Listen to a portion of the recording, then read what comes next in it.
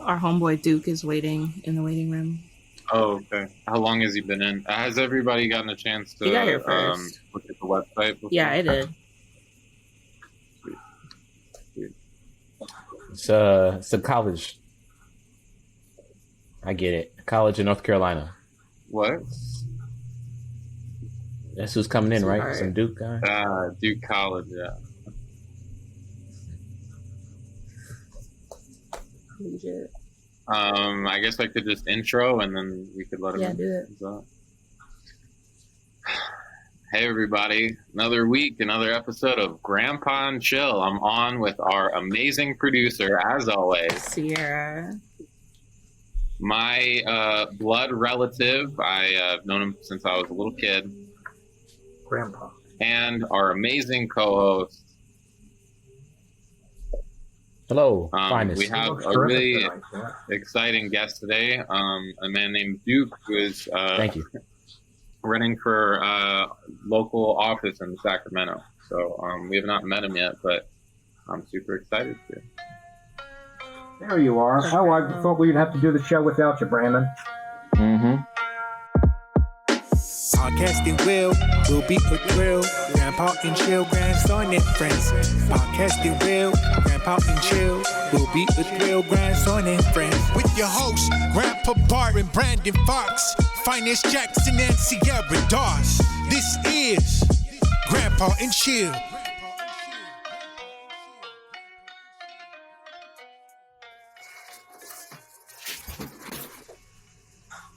Hello.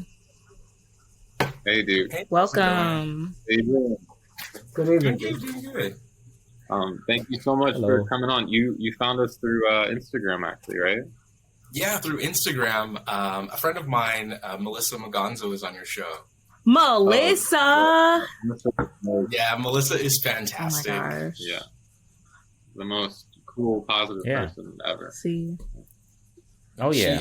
Her positivity is infectious. I met her when I was in college at Sac State, and we actually got the chance to dance together in Sacramento Black Art of Dance. It was a whole dance production, and Melissa is amazing in person. Once she starts moving, it's even more phenomenal. She just has this energy that just like builds and builds and builds. She's amazing. Oh, cool. How are your dance skills?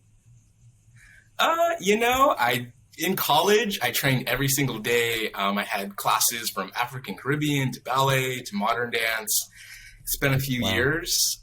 After school, I kind of pivoted to my other degree, which was in political science. Gotcha, yeah. So I ended up working in politics, and that took pretty much most of my time. Yeah, we did a brief intro, but if you could just tell the audience listening sort of your background and what got you into politics and all that kind of stuff. Yeah, definitely. So I was originally born in Vallejo, California, but I moved to Sacramento when I was 18, right out of high school. I went to Sac State, and there I ended up with 2 bachelor's degrees, one in government and one in dance. I sort of picked up the dance along the way. I really wanted to choreograph and create my own show. And they kept saying the only way you can do that is if you major in dance. So I was like, what's a few more classes? So I lived that dream for a little bit. In my last semester, I ended up working at the California legislature, and I worked for one of the assemblymen. And it was amazing, seeing how you take a social issue and put it on paper into a policy solution. And I had the opportunity to work on a bill focused on disability rights. It was to help visibility for the deaf and hard of hearing community. So what had happened was there was a summer where a lot of deaf folks had interactions with highway patrol who didn't realize they were deaf. It was actually a recent incident where a Black woman was actually pulled over at night. It was raining. They ended up handcuffing her. Obviously, she can't communicate. It was just a huge avoidable error.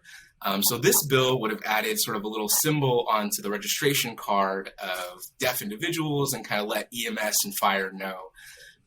And that sort of just sparked something in me. It's individual people can work on this. Here I am, fresh out of college working on this huge piece of legislation. And that just, got me going. It was so amazing connecting with the service centers that serve that community, seeing that there are networks within networks that, are there for folks or are, advocating for average people, from deaf or hard of hearing community to social issues to ethnic groups. There's just this huge network of activists who are screaming at the top of their lungs for change. And being in that position where I could take what they were saying and incorporate it into this law, it was fantastic. That specific law didn't end up getting signed into to law by the governor, but it was still amazing just to see like what possibilities were there. And I ended up working in the California Senate the next year, focused on public safety issues, criminal justice reform. I got to work with a bill that was specifically for the prison workers. So as we kind of know, probably just from social media and in general, they get paid pennies on the dollar to do literally entire careers. The biggest example that we all know of is the firefighters, and they're getting paid less than $2 an hour to fight our, wildfires, which was just mind-numbing to think about. And again, engaging with those advocates and just hearing stories of, people nearly losing their lives. And at the end of the month, they have $20 to show for it. And even more than that, there's no pathway for them to become licensed firefighters after they get out of prison. So, the government's saying your skills and your talents are only of value to us when they're free. So it was really, difficult to see, but again, I saw the potential. And now I work in environmental advocacy, so really focused on getting funding out there to support forest health, river health, helping with environmental justice and communities of color being included in the climate justice narrative. I don't see a lot of brown faces when I look on, any of my staff calls within any of the organizations. So there's a huge need for diverse folks, younger folks, just different people to get involved in politics and government, in these narratives that are going to be shaped regardless. To me, I realize that why can't we start at the local level? They have the biggest impact on us, and direct impact. They're the difference between a park in your community and an empty lot. They can literally change things overnight. And I took a look at the board that we have here in Sacramento, and it was not diverse. It was not empowering activists or community. It was being very reactive. When there was a big outcry, they chose to pump the brakes, recourse, engage. It's like you have to start off with engaging and work with community. The worst thing you can do is tell you, I know the solution to your problem. Here, you get this or you get nothing. That's not good for community. It's not good for trust. And I'd like to work with community and find these solutions, create a platform that works for people. It's amazing. I think it's really crazy how everybody's so invested in a presidential election, and then they get the ballot on election day and there's 20 names and nobody has, normally people just don't research it, aren't involved in their local government, and it's probably as impactful or even more so than the presidential election, right? So, yeah. Mm-hmm. Yeah. How you're running for county supervisor, right? Is that right? And to your point, who knows what a supervisor is or does? Not a lot of folks. Everyone's really excited when I say it, but I think once they digest, they're like, wonder what that guy's actually going to be doing if he gets it. So everyone knows Congress. Everyone knows there's a Senate and a House of Representatives and a president. That's pretty much what everyone's taught in school. That's what the focus of all of our K through 12, even college curriculum is. But at the lower level, there's a city council and there's a board of supervisors who oversees the county. And that incorporates all of those cities. So Carmichael, Elk Grove, Roseville, all these different Sacramento-based cities.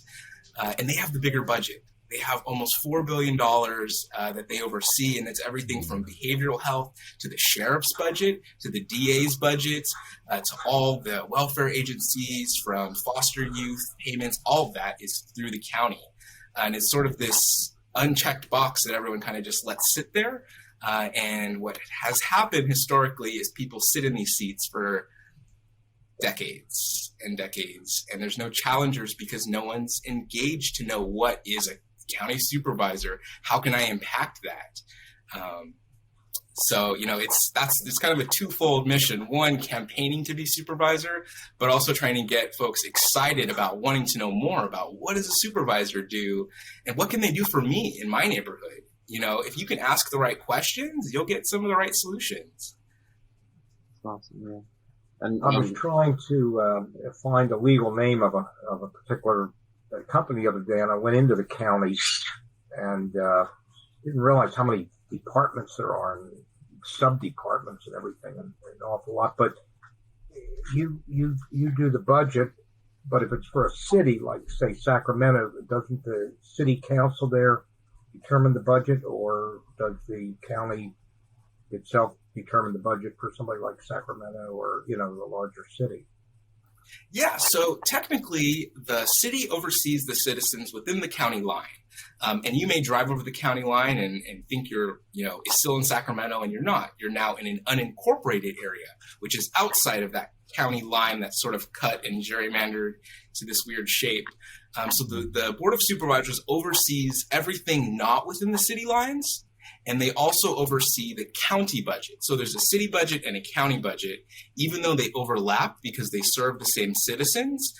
They're two separate processes and budgets, which is part of the problem. A lot of folks look to their city council for solutions on homelessness, to the police, to behavioral health, but they have such a fraction of the budget, whereas the county has, billions and billions of federal, state, and even local tax dollars that come in.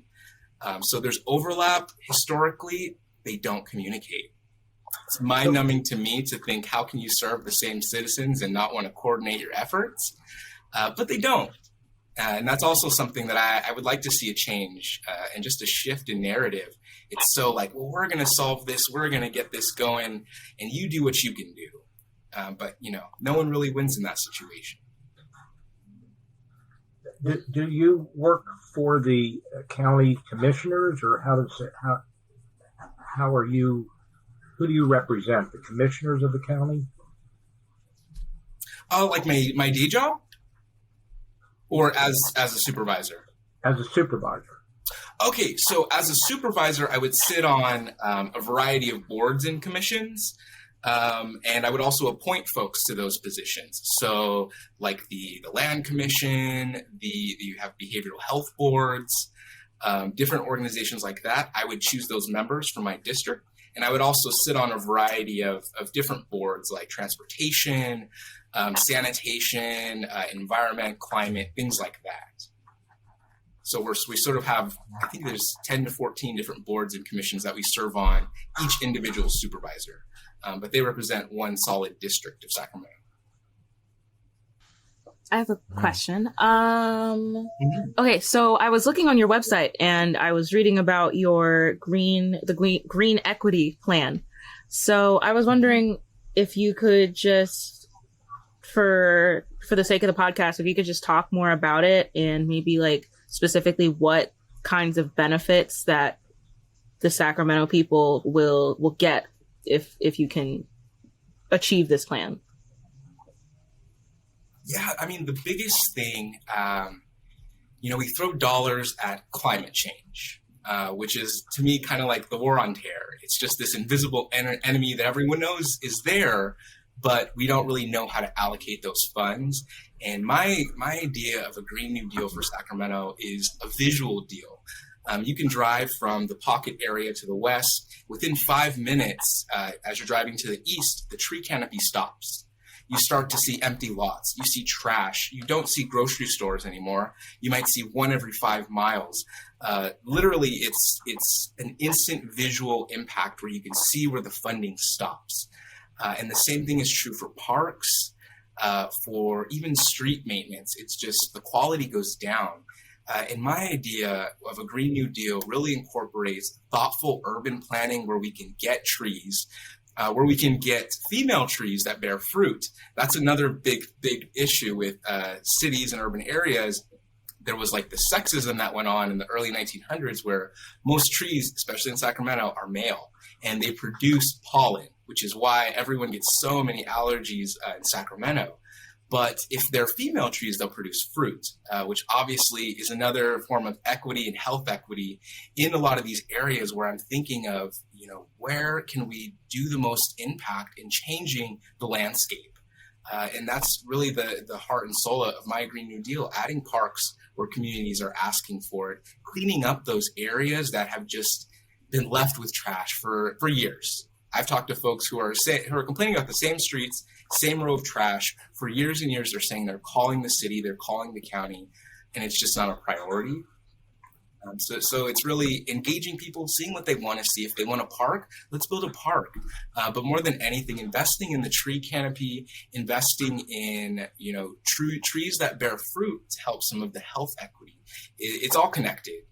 From access to grocery stores, to having trees and greenery in your neighborhoods, to having parks. It contributes to poor health outcomes, to poor mental health, to just not having the opportunity to even think about thriving when you're in this state of survival. And obviously, one set of trees isn't going to change anything. But I think if you start to shift that narrative to this area of Sacramento needs to look like the most affluent. And the city and the county need to do their part to make sure that nature doesn't literally stop after a certain street. And that's, the heart and soul of it.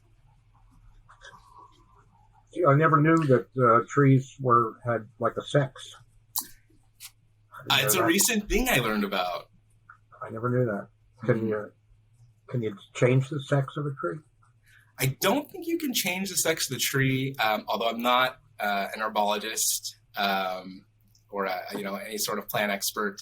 But I had read this article, and it was talking about just the urban planning that happened in the early 1900s, and the man who was in charge of it focused on male trees. And the result of that was the pollen.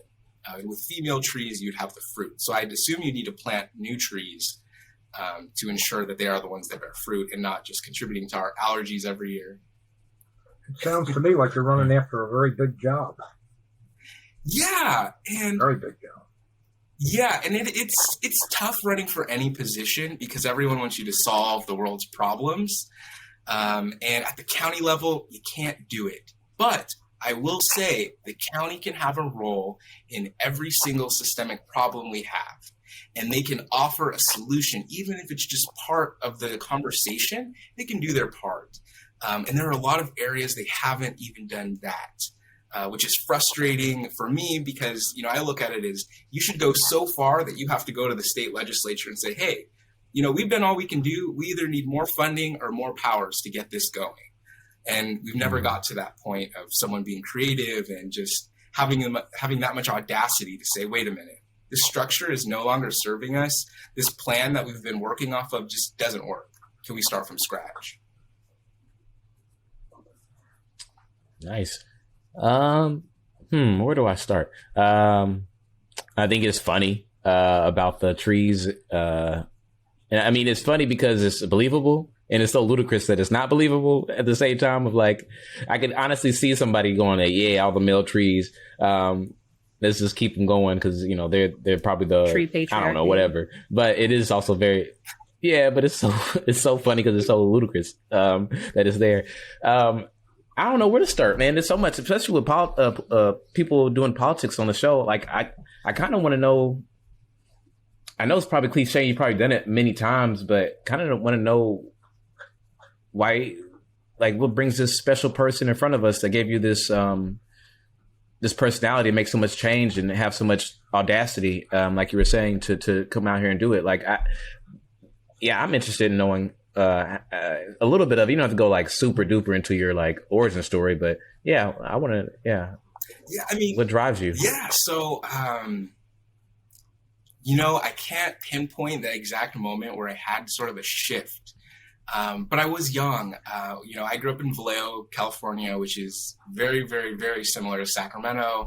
The same types of, systemic issues with poverty, with racism, with police brutality, with just a lack of opportunity. A lot of folks grow up and move away. That is the 9 times out of 10 trend. And when I was young, my mom is she was a single parent.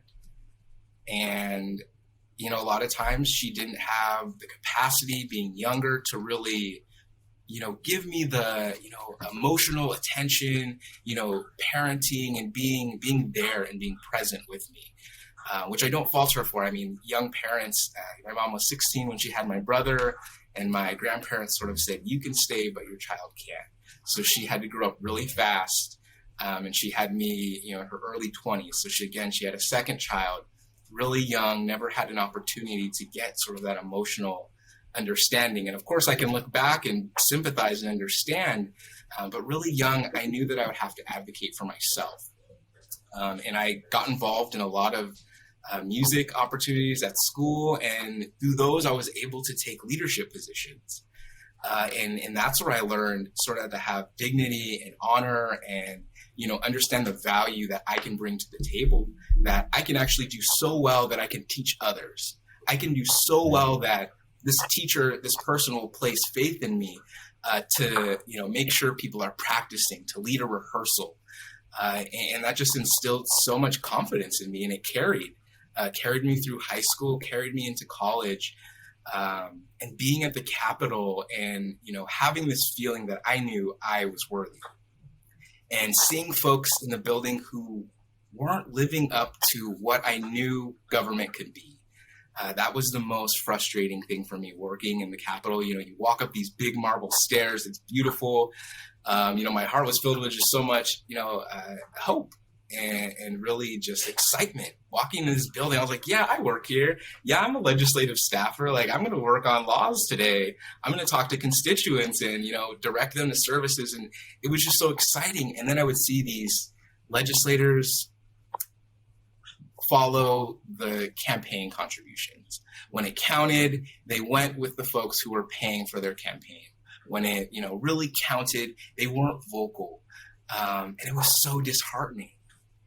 Just to see, like, you are such a symbol of social justice and equity, and people are looking for you to do the right thing. And here I am as a staffer overhearing these calls where lobbyists are informing your decisions, where special interests are prioritized to meet with you over social justice groups and parents and folks who have been fighting this fight for decades.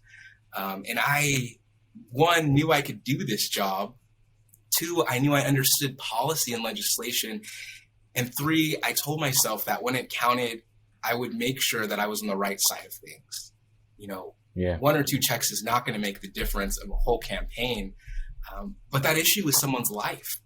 Every single law and, budget we pass, that impacts someone's pocket. That's the difference between a kid eating and a kid not eating. Someone fixing their car and someone not fixing their car, having the opportunity to be a homeowner and not having it. And there's not enough people who make those issues personal. If you've never loved someone who's been homeless, if you've never been homeless, if you've never loved or known someone who's faced racial or sexist, discrimination, you don't understand at a cellular level what that does to someone. So when you get asked about homelessness, you say, oh yeah, we're doing our best. We're trying this and that. And for me, there's a sense of urgency because I know that's literally a life and death situation. That's someone trying to literally survive. And I think that we can just do better with narrative, with, someone to advocate and empower the right people.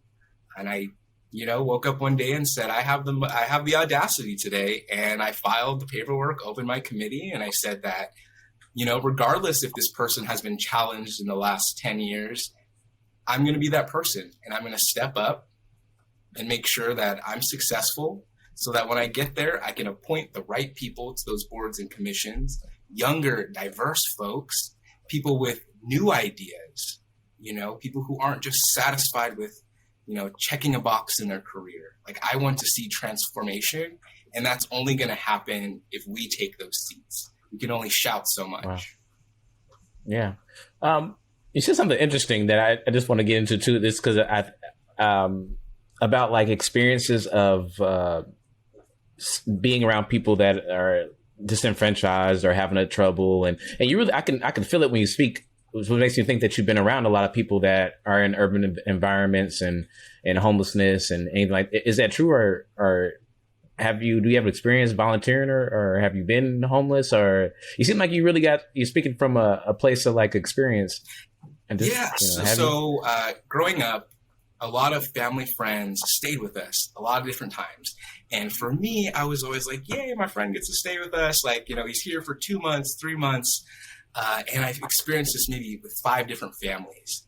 And now that I'm older and I reflect on that and I have a consciousness, I understand they were homeless. They were in between homes. And my mom was opening up our spare rooms for them to stay in.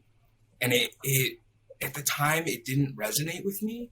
But I recently actually spent time on Richards Boulevard, where we have huge amounts of tents and homeless encampments. And I met people. I met with them. I volunteered with the LGBT Center. We were doing HIV and hepatitis testing, giving out food, water, and supplies, sanitary napkins, all sorts of great things. And with every single person we encountered, I would always ask them sort of, are you connected with services? Have you connected with the county or city? Do you have CalFresh? Do you have, Medi-Cal? And 9 times out of 10, the answer was no. And it was frustrating. And then it kind of dawned on me, how do people apply for those sorts of programs today? Well, online. How many people out there have access to Wi-Fi, to devices? Very, very, very, very few. And they have one of 2 choices. They can find a place to use a laptop, or they can find a way to get across town and go to the county building and try to fill out the paperwork on their own. And I would just say every single person I encountered had some form of mental illness. And I look back at my experience growing up with my mom opening our doors to so many of our family friends. And I think that they were safe because they had somewhere to stay. They had food every day. But for these folks that are right in front of me in this community, they don't have my mom to be there. They don't have a place. And, ultimately, it literally is the city and the county and the state, the government's job to ensure that that doesn't happen. When I literally looked into a mother and her 5-year-old son's eyes and I just saw them coming out of a tent, my heart dropped because I thought this can't happen. No matter what choice these folks are making, they should never be in the position where there's no one to lift them up and support them. I'd like to see DHS and social workers out there, with iPads, signing people up, standing there, working through these programs with them. And the county set aside money to get people birth certificates, social security cards, the things that make us members of society. We just bleed money when it comes to homelessness because we're not getting intentional. I want to see something physical. What's the biggest impact? Have someone stand in front of you and work through your mental illness, work what you have to say, and sign you up for these life-changing things. Like, $200 is a lot for someone to spend on food when they're used to being homeless. Yeah. So, sorry, I'm cutting you off. This is a question because I kind of got confused earlier when you were talking about the county having money and some other people having money. And so in this situation of your idea of people going out and we're having people staffed and out there signing up people, who pays for that when you're like out? Connect my dots. I'm confused with the It is confusing because there is overlap. So, for example, the city of Sacramento has a homeless outreach task force, and it's from the city budget, and that's what they do for homelessness. But the county can also fund a similar thing. They could do it's a joint problem, pretty much. And there hasn't been a unified solution. So there are different pots of money going to different programming. I see. Why have things like, because that's a great idea, right? To have social workers go out with iPads. Why hasn't anything like that been enacted, or has it? And that, it seems like there's a lot of simple solutions to very complicated problems that never come to fruition. It takes youth, and it takes an understanding of the world we live in today. It's the 21st century, and the thing is, a lot of folks are used to doing the way they've always done them. And for us, this does seem like a simple solution because we understand and use this technology daily. We understand how easy and simple it would be to just do that, how cost effective. But to tell that to someone who's been a politician for decades, feels empowered that they know the best solution, they're unwilling to shift the narrative and do something different. And that's what's frustrating. I see so many simple solutions, but it's not simple enough to get leaders engaged and to be willing to shift and to do something new. This is a question that I've had. It makes me realize that we can all do better, be more charitable in life.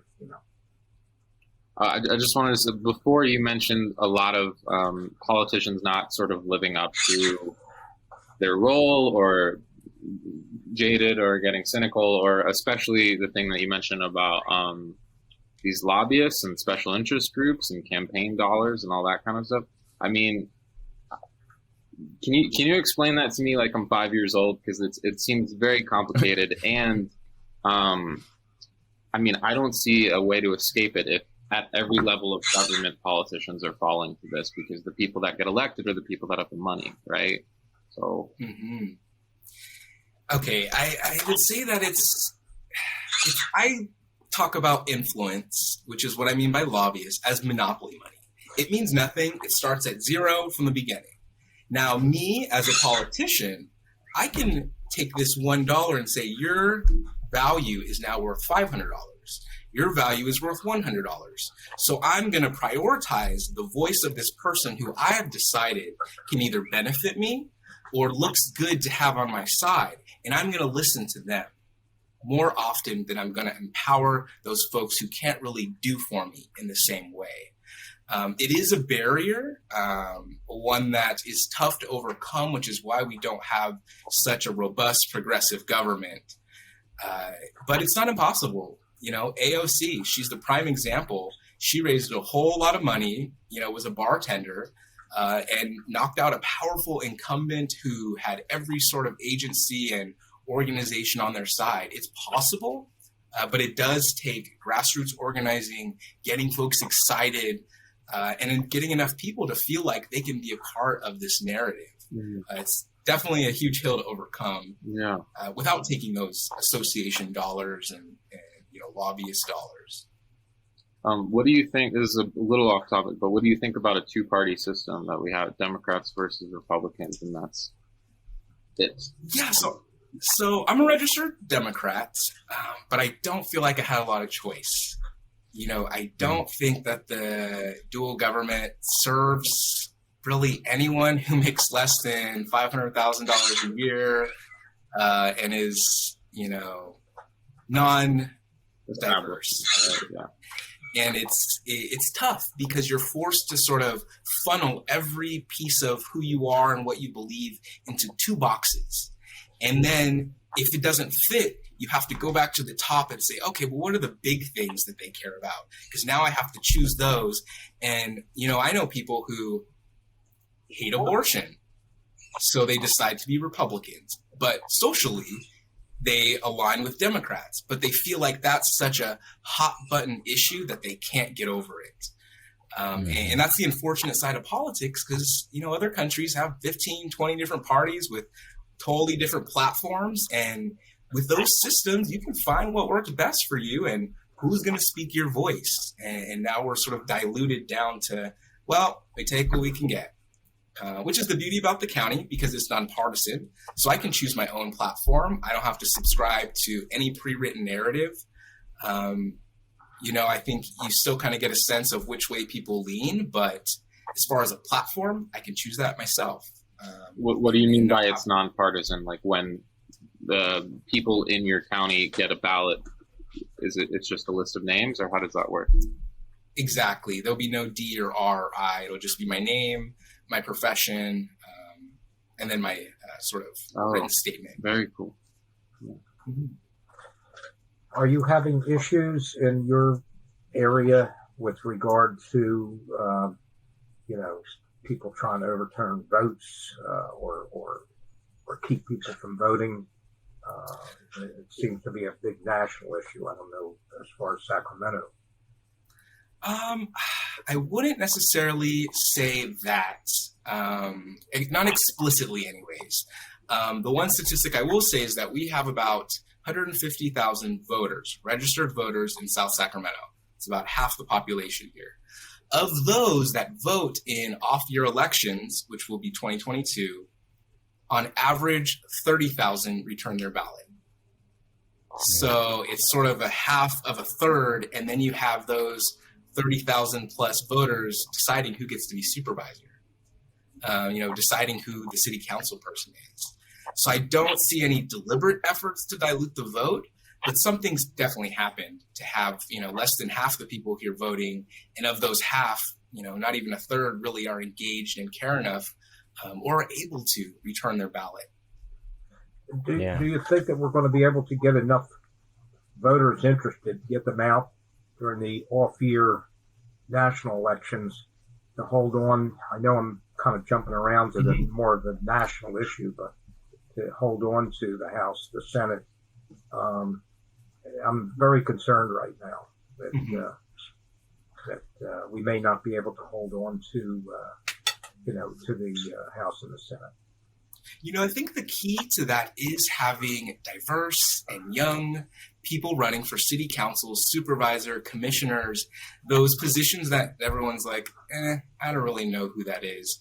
Because if I'm getting you out to vote for me, you're also going to be voting for those House seats too. You're going to be voting for your senator. And I think if we can get a new energy to want someone who's never voted in a midterm election to say, I like that city council candidate. I need to get out there and support them. And while you're there, you have all these other options too, and you're going to pick candidates who also believe in the same ideas they do. Which, for me, I feel like I'm doing my part in promoting the midterms because the demographic that I'm going to bring out are obviously a little left-leaning, at least progressive-minded, to want to see something different and to want to see those voices. So I'm bringing those voters who would not otherwise have any interest in coming out. And if we can do that nationwide. I didn't understand something that you just said. Are you trying to represent just South Sacramento? Yeah, so it's District 2, just South Sacramento. Okay. But of course, it's a county seat, so I also, represent the entire region. So I don't really know anything about Sacramento. I live in Illinois. So do you think that the engagement issue is more related to just like knowledge or enthusiasm about the election process in your district? Or do you think it's more economic? Like a lot of people may like struggle to find the time or, like the resources to vote or turn in their ballot or something like that. Yeah, I think it's both. I know that historical disenfranchisement definitely plays a role. If your parents vote, if your grandparents vote, if people in your household vote, if they've never voted, then you're not going to know, you're not going to prioritize that. Right. And I live in one of the most diverse districts here where there are a lot of minority folks. We speak over 17 languages here in South Sacramento. So it's extremely diverse. You have a lot of Black and brown folks. You have several different, Asian communities, a Hmong community, Vietnamese community. And there's never been an effort to really engage and mobilize everyone. And that's across the board in all of America, because of course, that doesn't benefit everyone. But again, if we can change the narrative of who gets access to prioritizing voting, who has access to, those language translations, and getting people excited. Growing up, I didn't necessarily believe a lot of the get out and vote campaigns. They didn't catch me. They didn't make me feel like my life is going to make, or my vote's going to make this big impact. And we need to. So I'm hoping to target some of those folks who've never voted, either because they haven't had access, just never prioritized, or didn't really think it mattered. And that's the biggest thing I hear back from people, especially communities of color. My vote doesn't matter. What difference does it make? And they're valid because, again, you could drive 5 minutes from the most beautiful part of our district to the, just 5 minutes down the road, and it looks different. And if it looks, so like there's no investment, what am I getting out of my vote? If no matter who I vote for or how many times my streets aren't going to change, this trash is not going to get picked up, what point does it make? Because I don't see any hope. And it's a sad reality for folks here, and I'd like to see something different. That's how you shift the narrative of who votes and who doesn't. Right. Again, this is probably something you. No, go ahead, Grandpa. What's up? No, go ahead, Phines. I had something that was irrelevant to the specific things that we're talking about, so I'd rather have you go ahead. All right. Well, I'm sure you've been. I'm sorry. Let me not assume. Going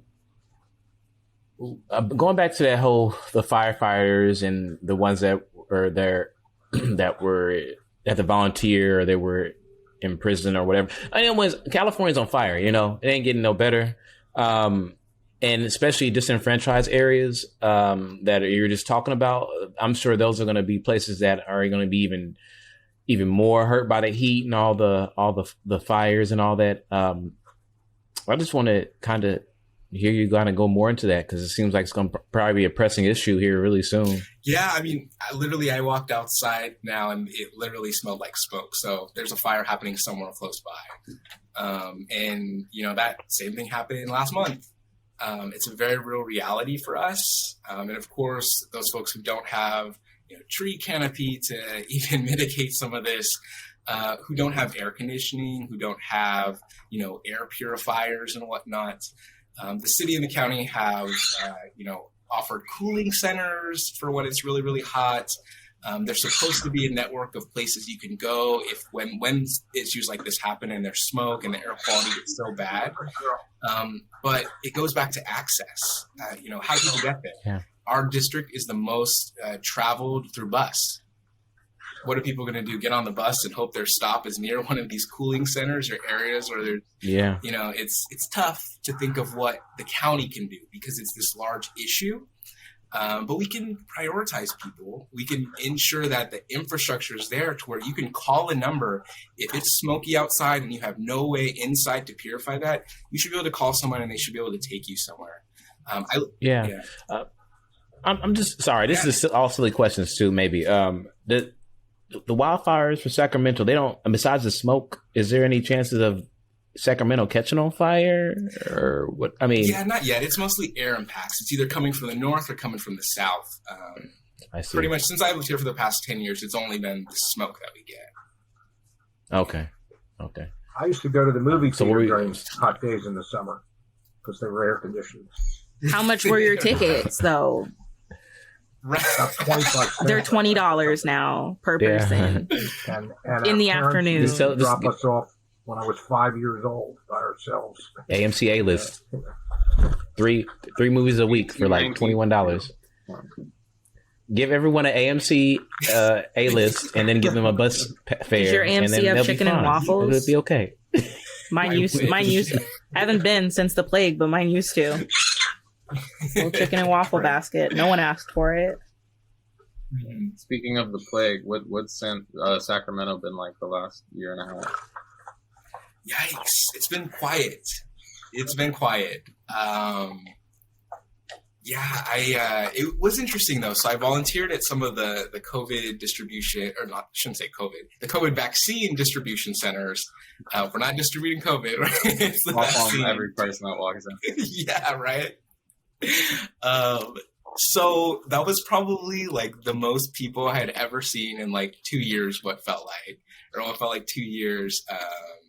But it was interesting to see everybody out. People were mobilized. They brought their entire families. They were serious about it. The people who showed up were ready and they were appreciative. And I could definitely get a sense that they were ready for things to get back to normal. And to them, the vaccine equaled that normalcy. And then fast forward a month later, I see more people out downtown. You know, you start to have like semi-open events. A lot of restaurants and clubs are now outdoors. Yeah. So in Sacramento is pretty big on nightlife. So they definitely have accommodated and you know, moved with the times. But it's been tough too, because they get all of these mixed signals from the governor's office, from the county health department, from the city. And no one's coordinating in a meaningful way. So business owners are confused. Can I open? Can I not open? Am I going to get fined if I like put my tables on the street corner? What's going to happen? So I'm in LA currently from the East Coast, just here for the month. But a lot of something I've heard a lot while I've been here is that restaurant owners A lot of them had to go under because they were told, okay, you can reopen, and then a week later they're like, no, even outdoor dining has to shut down again. So they're spending all this money and to put tables out, and then what's the disconnect there, and what's the solution in your mind? Yeah, that has happened a lot here, even in Sacramento, especially in smaller cities. Just the mixed signals. On one hand, I understand because the government is trying to move with science. So they're saying, okay, we've reached this level of COVID infection rate. So now we're moving into this tier. We have a tier system in California. But if there's a new spike and we find there's been X amount of additional cases, now we're in this tier. Now we have to close back down. I understand it, but I also think we can do a much better job of managing businesses. If we see there's new infection rates, maybe offer them masks, maybe offer all of these businesses resources. Okay, I'm going to make sure that you have all of the tools necessary because now things are even more dangerous. I don't think closing down the small comics book store down the street or, these smaller businesses is really going to change the way that infection rates are going to go. I mean, because you're not closing Walmart, you're not closing Home Depot. But what you are doing is you're closing these small businesses who pour all of their money to begin with, lose for almost a year, pour all of their money again, thinking that they're going to get to open again, and then you pull the rug out from under them. It's a huge disservice. And personally, if I was governor, I would have not done that. I would have, if anything, closed Walmart. I'm sure if you closed all the Walmarts in California, you would instantly see a drop in COVID cases. It's just, it just doesn't seem, it's not a one size fits all solution, which is what they're doing. Do you have anything in mind as far as, if you win your race, as far as like implementing, or do you have any plans to like implement any COVID related changes or adjustments? Because I might not have looked right, but I didn't see it on your website. I was just curious. Yeah, the biggest thing really does deal with businesses. So if and when, we see another COVID resurgence, I want to make sure that the county has a written plan for how they're going to respond. Right. And if they're, we're still under the thumb of the governor ultimately, because he's the chief of California.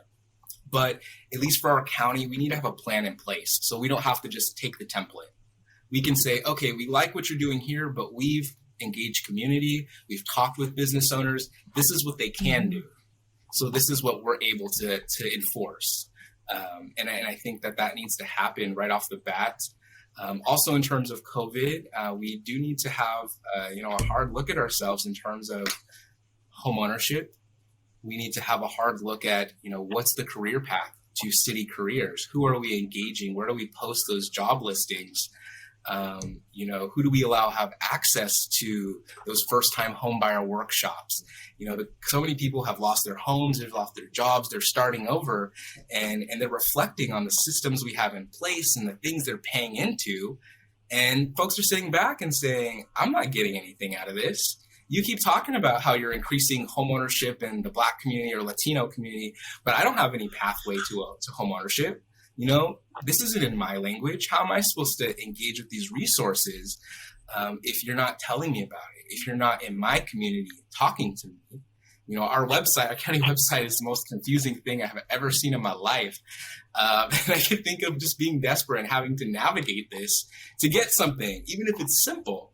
It doesn't make sense. And I think if we can increase access, change that narrative and say that everybody who pays into the system needs to get a benefit, I think that'll help so much in our COVID recovery, where people are now having to look to the county and the city and the state and saying, I need help. What role can you fill? I don't need everything, but can you at least get me on the right track? And that's what they're looking for, and that infrastructure is just not in place. I've noticed that most politicians are preaching to the choir, generally, people that think the same way they think, either liberal or conservative or whatever. Have you had any kind of success in trying to change the mind or the thought of people that aren't necessarily, say, liberal. They're conservative or think differently than you do.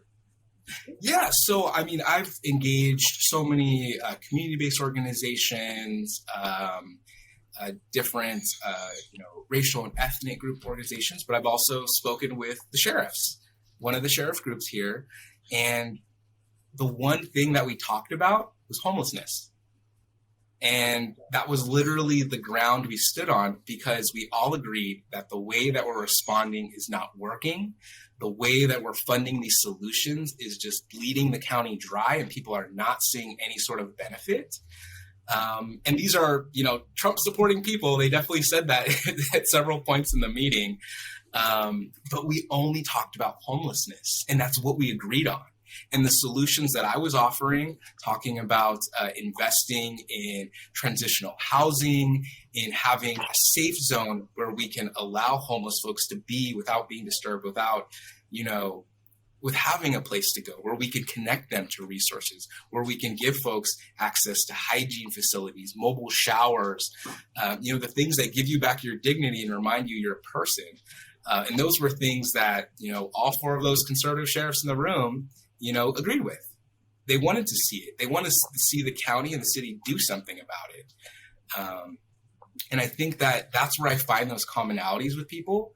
I don't think you need to agree with every single thing I believe in and every single thing I do.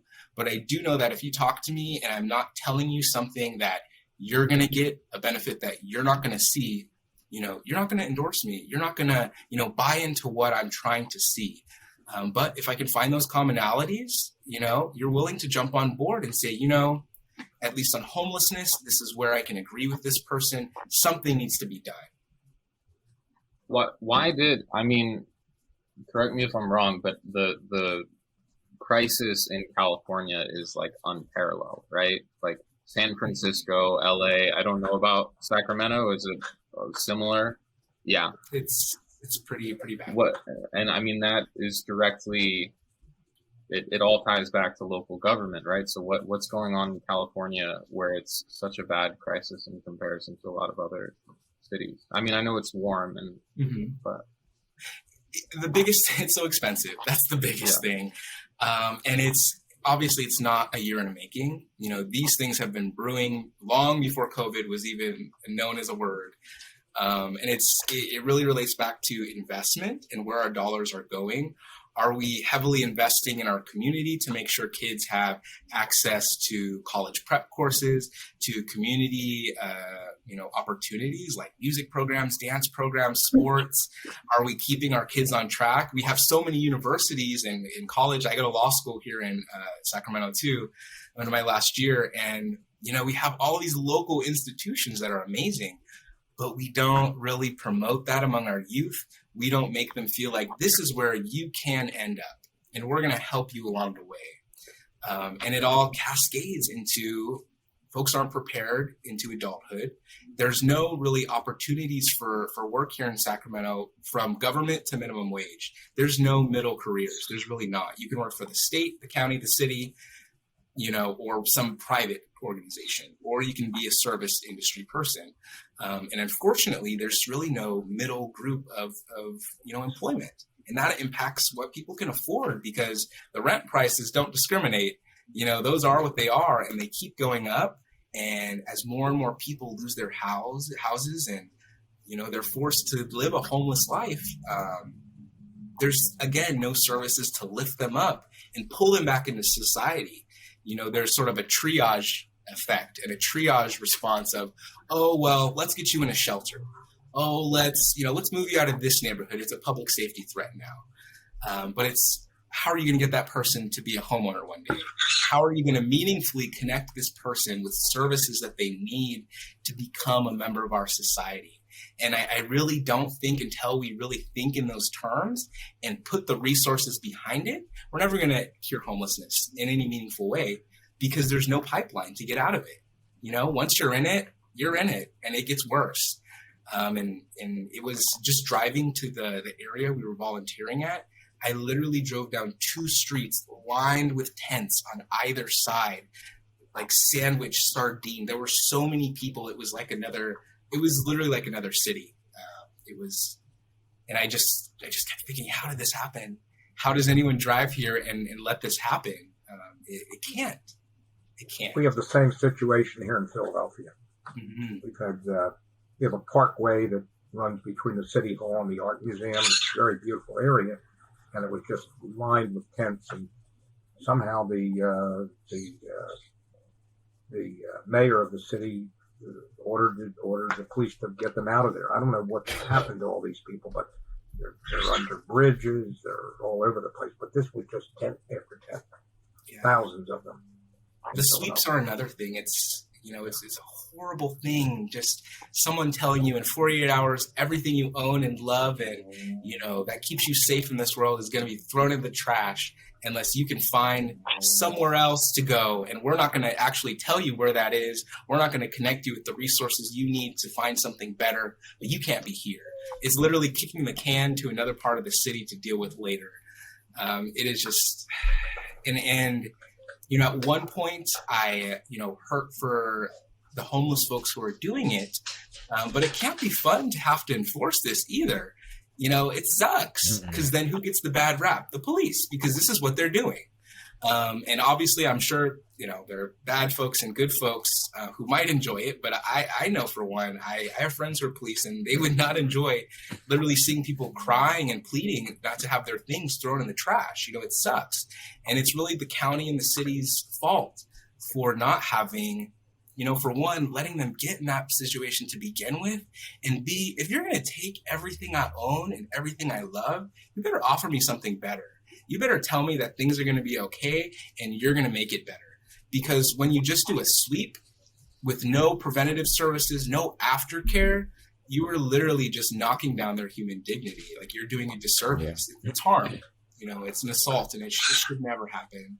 And yet we have the individuals have the finance to take an ego trip out into space for a few minutes. It costs billions and billions of dollars. Yeah, I always see those memes and graphs, and they're like, if these 4 billionaires could solve world hunger if they really wanted to. And it's, I always have these thoughts. If I won the lottery, where would I invest my funds? How would I give, change what my community looks like in some meaningful way? Because it's like, the city's not going to build a whole new community center for the most disadvantaged group in the town. They're not going to build a conservatory for, urban youth to learn instruments. They're just not going to invest that way. It never shakes out, even if you have someone shouting it. So in some respect, I think rich folks can have a play in this. We have a young mayor, ex-mayor in Stockton, Mayor Tubbs, and he was in his 20s when he got on city council. He was under 30 when he was mayor, and he hustled for his city. He went to Silicon Valley. He found, all the tech CEOs, and he said, hey, we need funding for scholarships. We need funding for these programs, and he got them. There was a lot of donations to Stockton from that tech world because Mayor Tubbs was out there hustling. And I'd like to see other supervisors and county folks out there hustling. Like, if you don't have all the tools you need to give your citizens what they deserve, you need to go hustle. Take yourself to DC, take yourself to the rich parts of California, to Los Angeles, and talk to the right people. Because you should be able to sell yourself for that community and talk about why you need it, why they should invest their money. You can hustle, you can hustle for your community. And I wish politicians would do it like Mayor Tubbs did. I'm assuming that the office that you're wanting to win, it's an elected office, right? Yeah. When is the election? So it's June 7, 2022. June 7, 2022. Okay. Mm-hmm. So you are the county supervisor? Candidate for county supervisor. Okay, but if you're a candidate. Yes. Oh, 2022. Okay, my brain's not in gear. Okay. Not for almost another year. 8 and 10 months. Yeah. Yeah. In campaign terms, this is a perfect time to be campaigning and introduce yourself. Yeah. Because starting in January, I'd be behind the curve. It's probably not a fair question to ask, but do you think you have a good chance to win this election? Oh, yeah. I definitely see it. Obviously, because I obviously have that audacity. But when I talk and when I meet with people and when I, share a vision of something better, something different, something that involves them, that they can see, people are getting excited. And I know it's going to be infectious. Coming out of COVID, people want something different. They don't want the same, narratives. They don't want the same structures that have gotten us into this huge mess. And everything from homelessness to lack of career opportunities. Like, people want something different. And I think if I can reach enough people, I can definitely, get some more folks engaged, shift that 30,000 to the full, 300,000+ people we have here, get everybody out there engaged. In the district? In the district. There's 300,000? Sorry, 150,000 registered voters. 150,000 registered and only 30 voted for county supervisor last That's night. about right. For the past 3 elections. And registered voter does not mean eligible voter. It just means people that are already signed up, right? Yes. Wow. Yeah. Yeah. Isn't that such a bummer? Like with the amount of time that you have until the election, you have an opportunity to meet a lot of people. Exactly. Really, contact a lot of people. Yeah, and that's why I wanted to start early because I knew it would be, it's even just if I was only going to go for those 150,000, that's a lot of people to get to. And science or political science says you have to make contact with the voter at least 5 times before they remember you and your message. So that can be sending out mailers, that can be me at your door, that can be you seeing me on a video or something. But you need that 5. Can you? Well, do you have any job openings? Always accepting volunteers and political advisors. Sounds like he's going to be knocking on our door 4 more times. Come on, 5 more times. Can you talk about your opponent? Like, you don't have to, roast them or, read them for filth, but just curious what's your competition? Yeah, so the person currently in my seat is Patrick Kennedy. He's distant relative of the Kennedy political machine. He's had the position for 2 terms, so 8 years. Next year will be 9. And before that, served on boards and commissions. If you check out his bio, that's the first thing he says. Served on 200+ boards and commissions. And he really, so we have a 5-person board, and he's the independent Democrat-leaning person.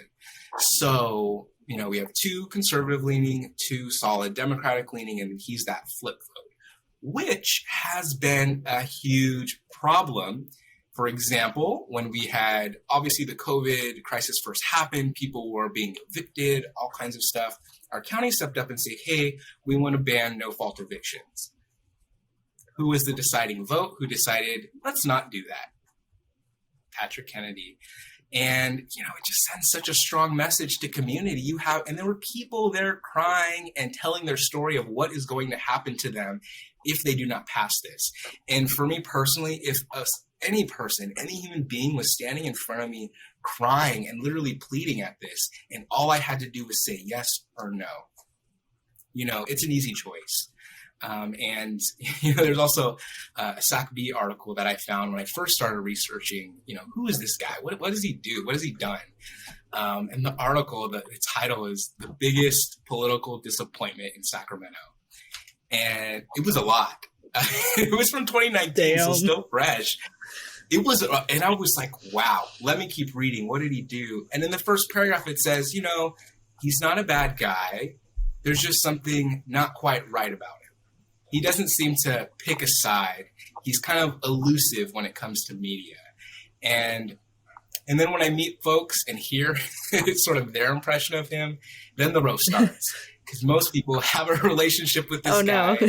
They, I think the worst story, and I'll end up this one, I heard from a community organizer who actually was approached. So it's a third-party story, but there was a group of Black women, about 17, all over 55, and the presentation was about banking and trying to get people more involved in finance and just understanding their accounting.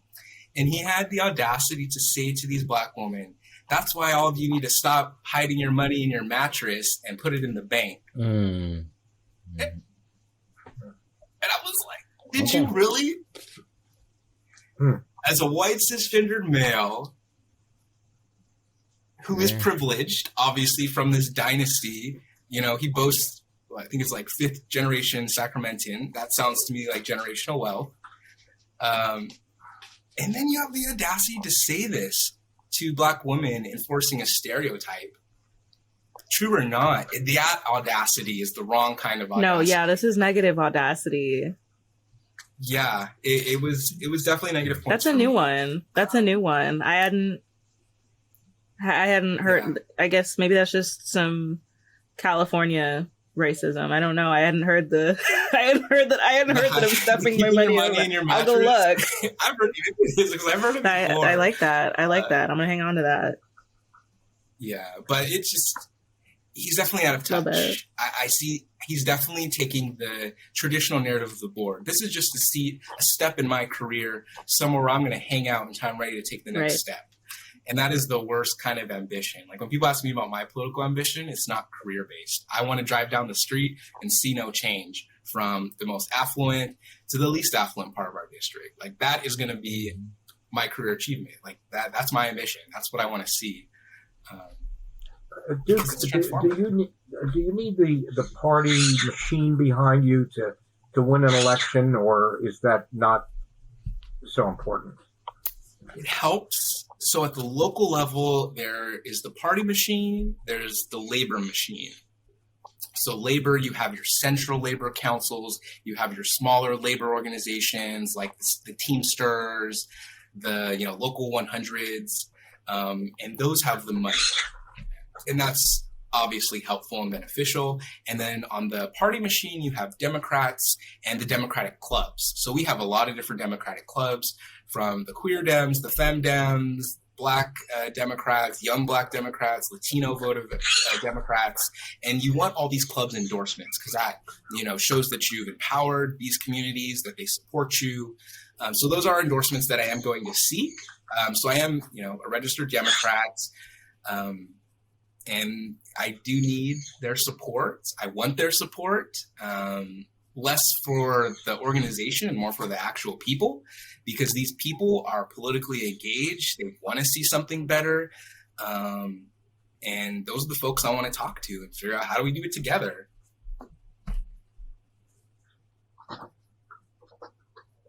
Duke, how many people are running for this seat in this, or is that something not known yet, or is it only ever an incumbent and then someone else coming in? For this seat, it's just me and him. Gotcha.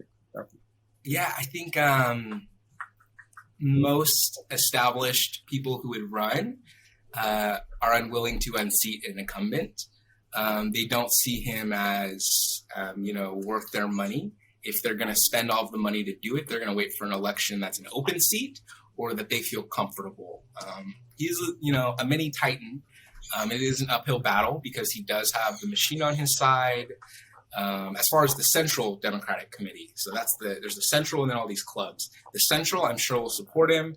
The Labor will support him again. But yeah, it's definitely an interesting scenario, but no one would go against him because it's not an easy fight.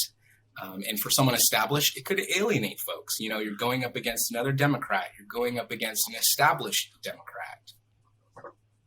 And you're in law school at the same time doing all of it. Yeah. I'm in law school, in my last year of law school. I still work full time. Yeah. As an environmental advocate, and I have a 2-year-old daughter, so it's fun. There's all these things happening. Wow. I saw her. She was super cute. So, thank you. She's a 2-year-old grown woman. Congratulations. Yeah. Do you practice law now? I don't. I'm still a law student. You're still a student, I see. Yeah, but through my law school, I actually got the opportunity to do some really cool work with Public Health Advocates, which is a local statewide policy organization. And I'm helping them develop their model for an alternative to 911. So we're taking sort of best practices from 3 big cities here, Sacramento, San Diego, and Stockton, and putting together these resources so other counties can pull from it, see what worked with us, see what didn't, gather data. So law school's been beneficial in that way. just to be more included into community. Can you talk more about the alternatives that you're working on, and like what kind of like I guess successes and obstacles you've had thus far? Yeah, so San Diego, out of the 3 cities that we're working with, San Diego is the only one that sort of has a co-responder model. And co-responder means that law enforcement is also involved. Sacramento has just funded a program that'll be a mobile response, but it will not be a co-responder. It'll just be mental health professionals, social workers, that whole agency. San Diego has had success in their co-responder model. They've been able to divert a lot of calls to this responder and then get them to the services they need, circumventing police and circumventing jail as a solution. I've also gotten to take a deeper dive and do research for them for all the models that we have here in the United States. And what's working is both, honestly, the co-responder and the not co-responder. In New York City, they have one in Harlem that they just launched in June. And it's already diverted, 20% of the mental health calls that the local police get. Because police are not involved in their model, people are, I think it's like 20% more likely to accept services. So that's something that I've noticed. The co-responder model works for San Diego, but it is not working for New York City because, that could be historical mistrust. That could be just the community makeup. So I've learned that all the models will not work for different localities. And you have to look at the history, the demographic, the income. San Diego average income is very high. Harlem is not. So again, you still have issues with police and poverty and criminalization of just living life. So it's really interesting to take a deeper dive. And for the federal level, with the last COVID package, there was actually funding for states to implement mobile response programs. So this alternative to 911. So say if Illinois wanted to take this money within the next 2 years, they just have to start funding these mobile response programs in cities and counties, and they'll get reimbursed 85%. So for us, it's like, how do we shift that to say, we just did this at the local level, we're working through it, but you're going to get money back. So fund this program, states. Let people just try it, because we have to get out there. And every model is not perfect. Some models that I've looked through stopped after a year or two because of funding issues, staffing issues. You have to look at, how do I keep out systemic racism and bias that are so rooted in certain law enforcement narratives? How do I keep that sort of energy out of this new mobile response that has to be community based? So those are the questions that we're looking at. Is that training? Is that making sure that the people who are in these mobile responder units are from that community? That's a possible solution to get rid of that us versus you narrative. Yeah, but it's very interesting just to take a high level look. Also to see how cities allocate their fire, EMS, and police budgets, because that is very stark in contrast. Sacramento invests a lot in EMS, San Diego does not. And you think of, okay, well, you're still serving millions of people, so who makes up for that service? Is it made up? Are people suffering because of this variation in budget? And especially when you look for alternative 911, who's going to take over this? Is the agency going to do a good job of implementing these programs? As community folks, we have so much hope for, this just to be the be all end all of solutions. This is going to solve, all the crises that we're having in our communities, being terrorized, etc. But the truth is we don't know. And only through people developing models and trying them out, and people having the hope and the faith to fund them, can we start to figure out, what does an alternative to 911 look like for domestic violence? What does it look like for behavioral health? And again, it can't be a one-size-fits-all solution. I wanted to ask you, when did you launch or announce your campaign? June 1st. Oh, cool. Amazing. Yeah, well, that's when I opened my committee. Gotcha. How is it? I assume it's nerve-wracking, right? To be like, all right, I'm going to be the person, I'm going to do this. How did you sort of build up that courage, or was it just a no-brainer for you, that sort of process, like the personal level? Yikes. Yeah. There are times I get overwhelmed. Running for office by itself is a job of its own. So for me to have sort of these overlapping priorities can be tough at times. But it always goes back to what kind of future do I want to see in 10 years, in 20 years? Yeah. In the legislature, again, you see people who've been there for years and years and years and haven't done a whole lot that's meaningful. Sure. And it's frustrating. You really do need champions. Well, why do those people do it? Why do they even go into office? I mean, I mean, it's different for everyone. I think for some people, it's the logical move. You've been in your community for 10, 20 years. You maybe are president of some local groups or organizations. There's an open seat and someone says, hey, you should run. And, you end up in there. You served on boards and commissions. That's a big sort of stepping stone towards office. You look at their track record and you see boards, commissions. Oh, I served on this advisory committee. I did X, Y, Z. And now I'm going to run for city council. And now I'm going to run for supervisor. It's almost like a career track, but there's no passion. There's no urgency. There's no, making these issues personal. My favorite politician in the world is our Secretary of State, Dr. Shirley Weber. She's a Black woman. She is just excellence incarnate. She served in the California Assembly, and this woman did not care if you had anything to say about her. She did not care. If she believed in the issue, she would stand up and speak with so much conviction and so much knowledge and from a place of urgency and caring that she would get people to vote for what she was talking about. She's the reason that we changed our definition of use of force here in California, because she fought for that. She used all the political capital she had, twisted arms, did what she had to do because she believed in it. And that just inspired me to, I want to be like her. I want to do this not for a stepping stone in my career, but to actually be a voice, to stand up, see people look at you and listen to what you're saying and understand it. I think that there's always barriers to communication, but, you need to understand that racial equity is all of our problem. Fixing the homeless problem is a solution for all of us. It's not just the poor communities, because you can't just stay in your affluent community forever. Eventually, you're going to have to drive out and enter the rest of the world and experience it with us. Why wouldn't you want the people you come in contact with to be happy, healthy, carefree, and thriving? It doesn't make sense to me, Yeah. Yeah. It's bothersome to me that it seems like a lot of politicians spend their whole term doing nothing more than trying to win the election in the next term. Yeah. And, it seems like an awful waste of energy and their time. Mm-hmm. It's the system, unfortunately, especially at the federal level and especially for House members. You serve a 2-year term.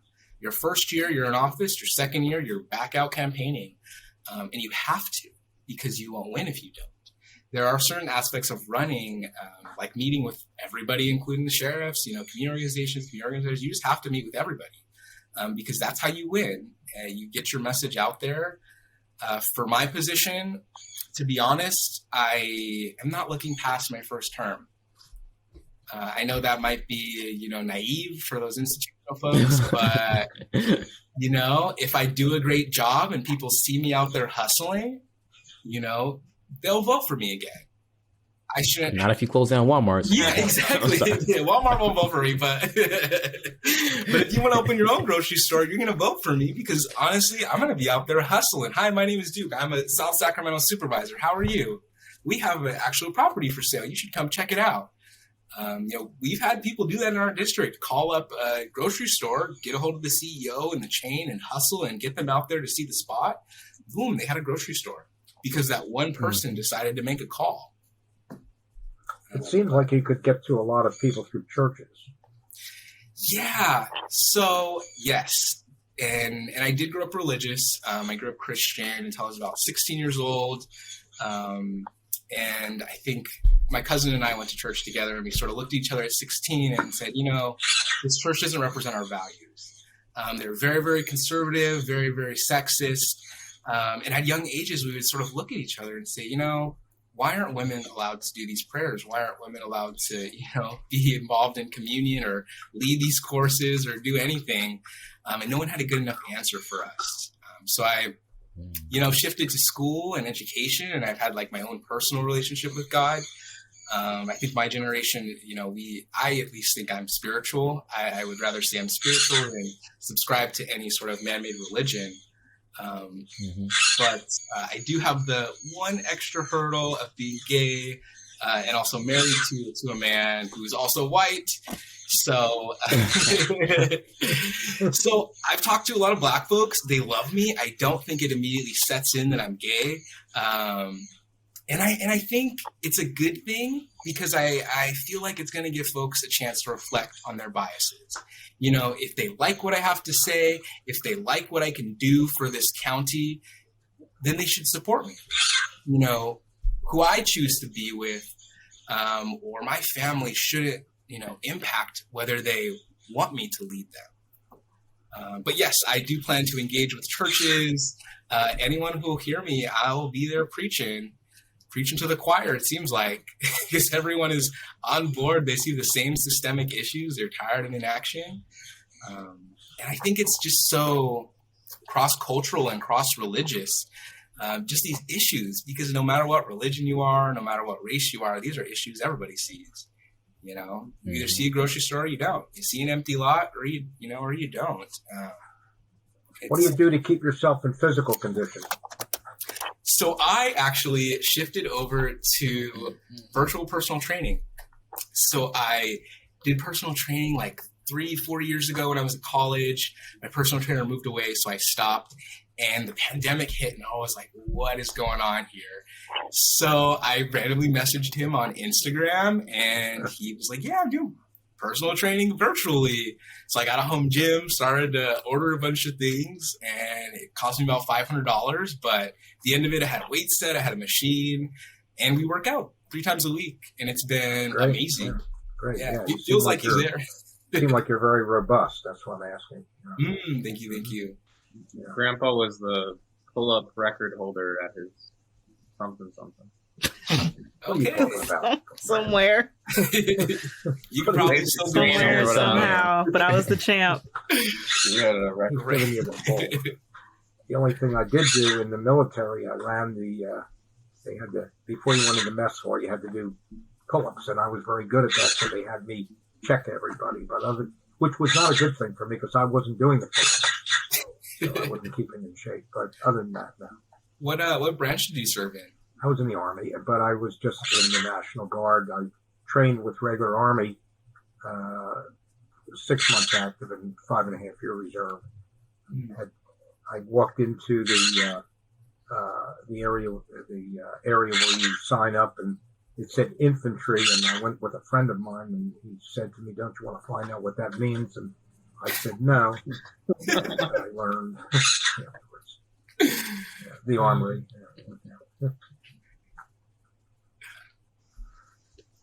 Did you ever find out what it meant? On like 20-mile marches with a lot of equipment on my back. With mosquitoes biting. Yeah, my grandpa, he was born in Iowa, and when he turned 18, him and his friend went down to the first recruiter office they could find, joined the Navy, and shipped off like right away. For them, from a small town in Iowa, it was like, the world was open for them, and it was their way, to have a career and provide for their families.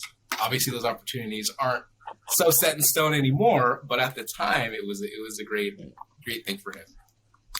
Yeah. I think this is probably my last big question for you.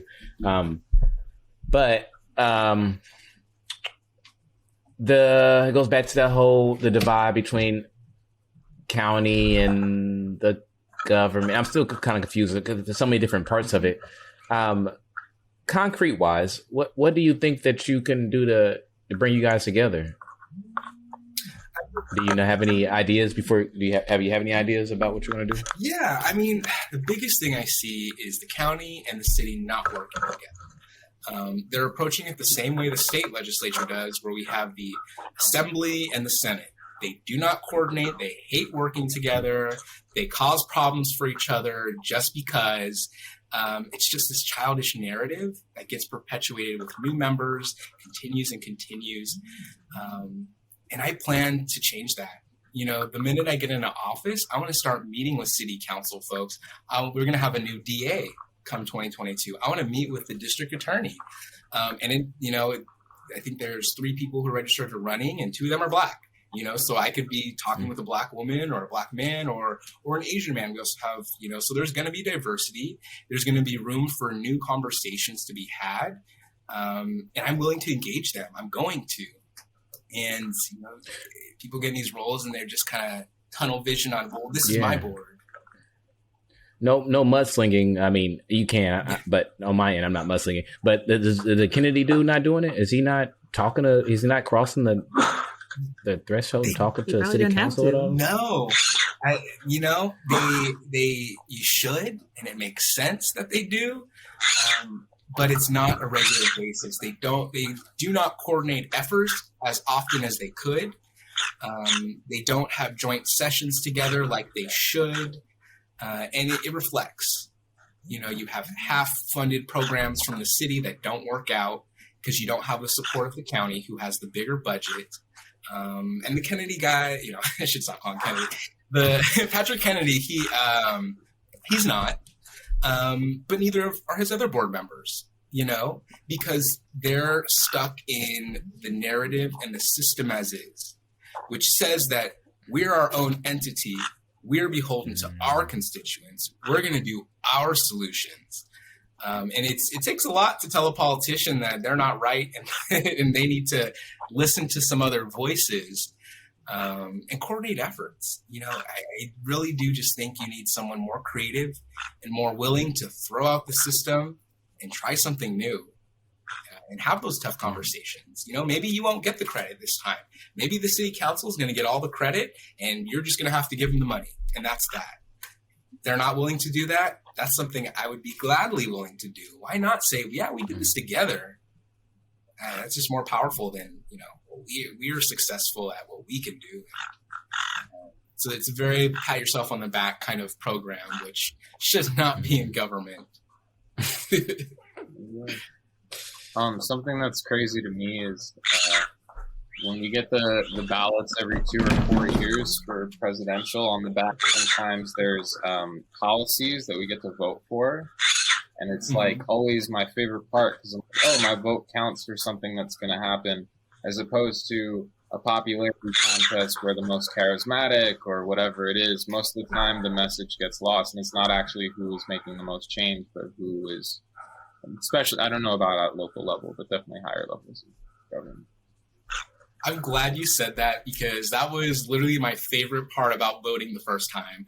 I was like reading through all the propositions and I was like, what? So if I vote yes, this is what happens. Yeah. And if I personally vote no, this is what's going to happen. Yeah. Like, I have so much, I don't know why more people don't vote. It's the most exciting thing ever. If you look at it from the perspective as my vote is what's going to happen. Yeah.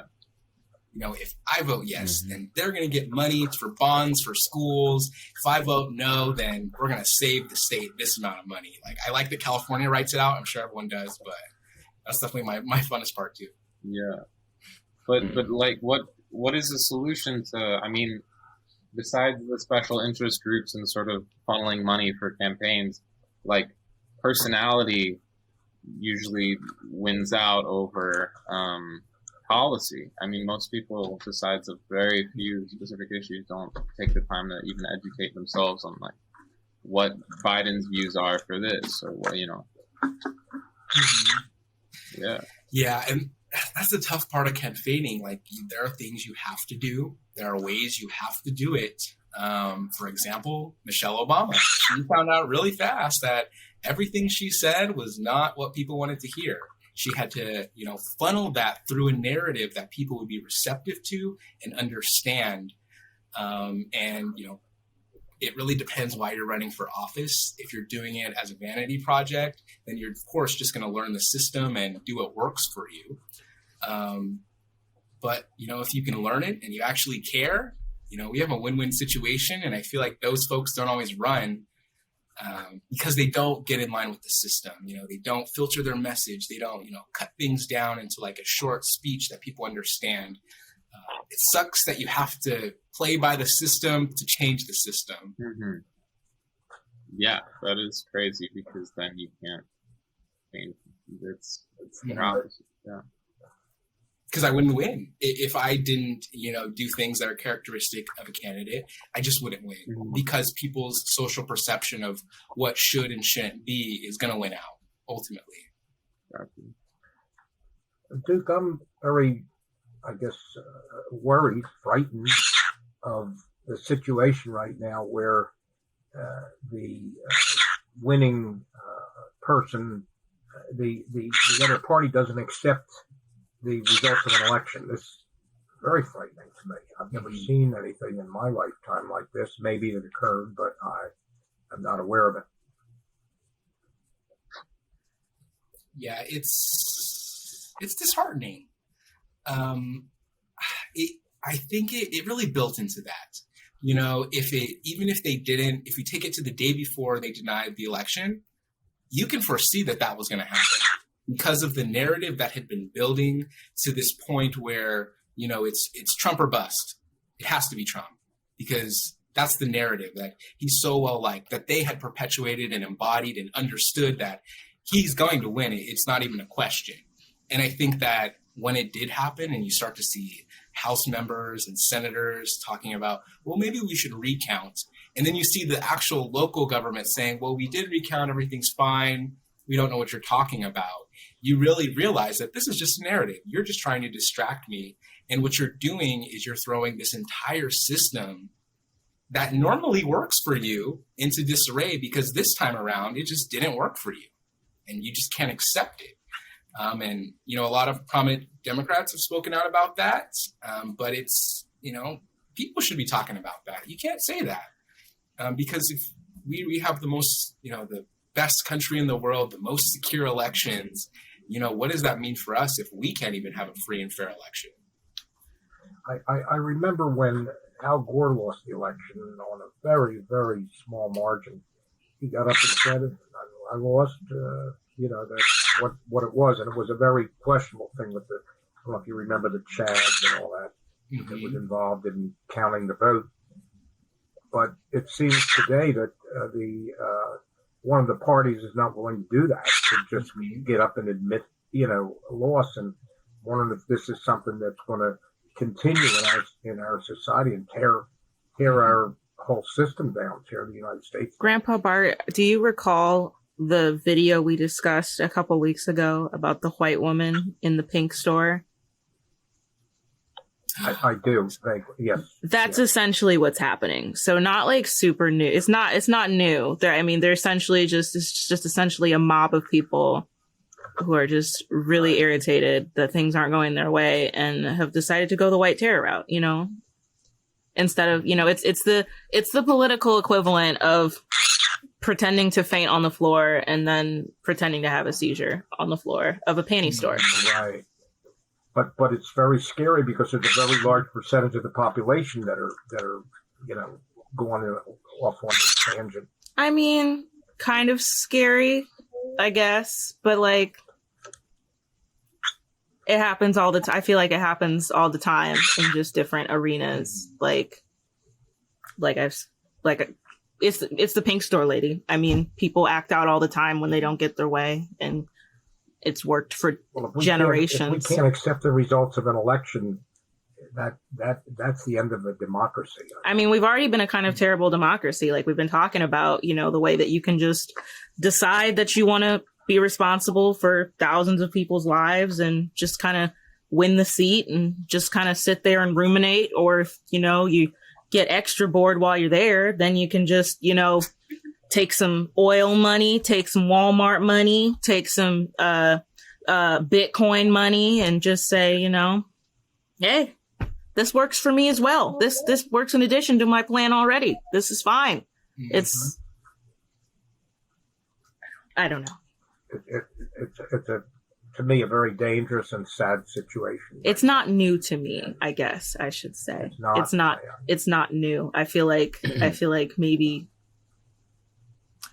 So maybe I'll say the only thing that surprised me in the last year, I guess, is that even middle upper class individuals are still dealing with a lot of the same, have had to deal with a lot of the same issues over the last year that the rest of us have had to deal with, both as far as, you know, COVID relief, economic stuff, tax stuff, like all the crazy things that have happened in the last like year, or even 2 years, you know, all dealing with that.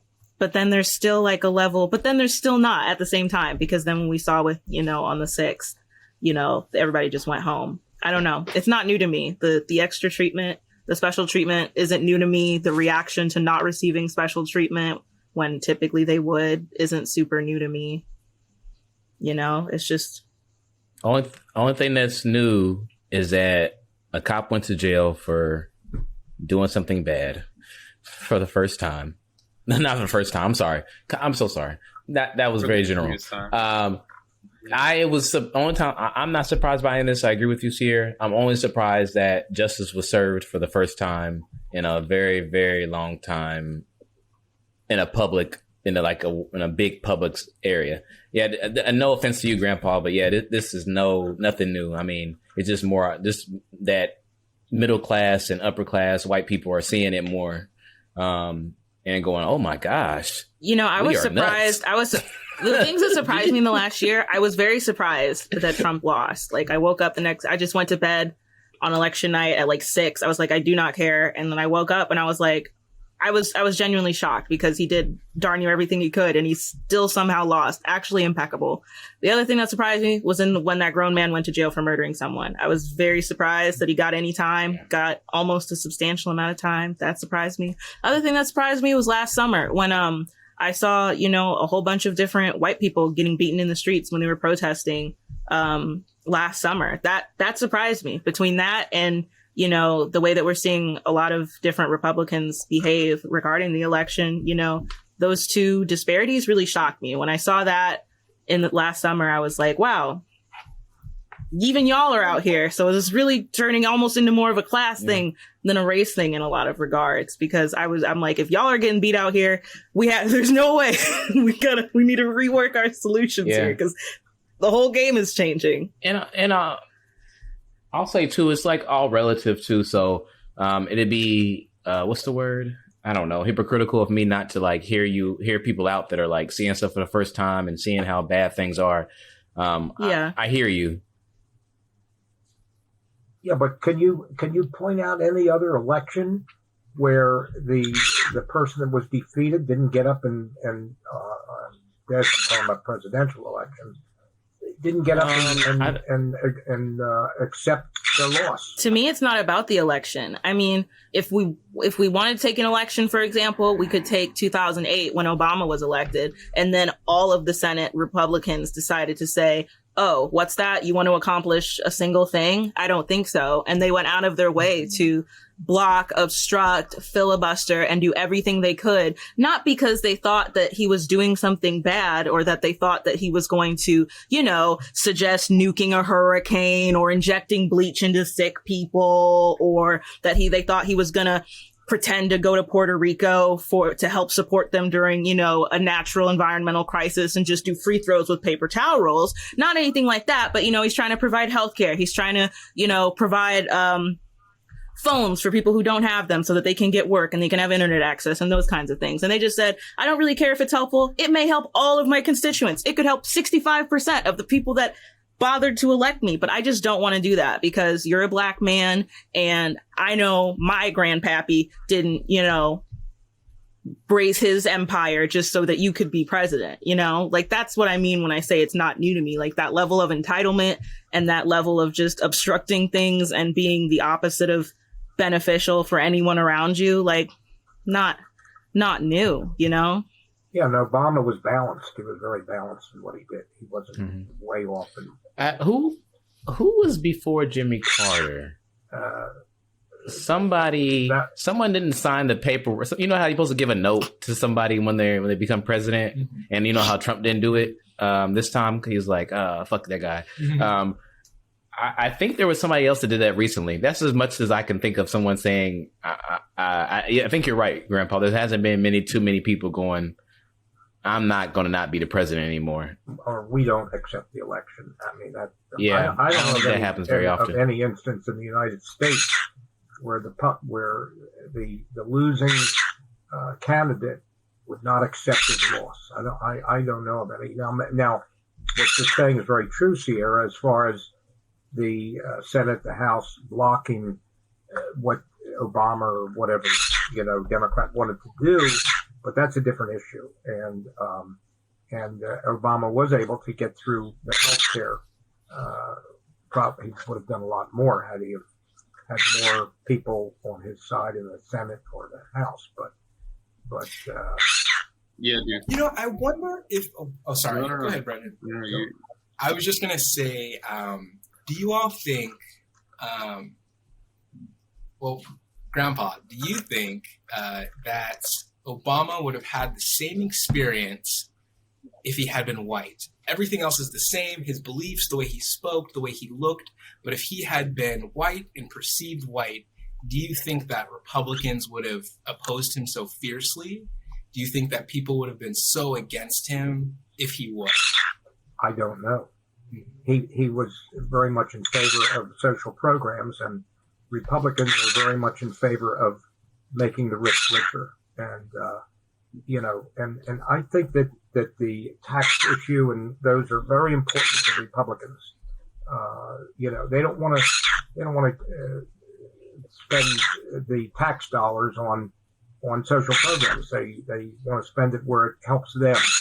So the answer, I can't answer that question because I don't know, but I'm sure that prejudice had some effect on what went on.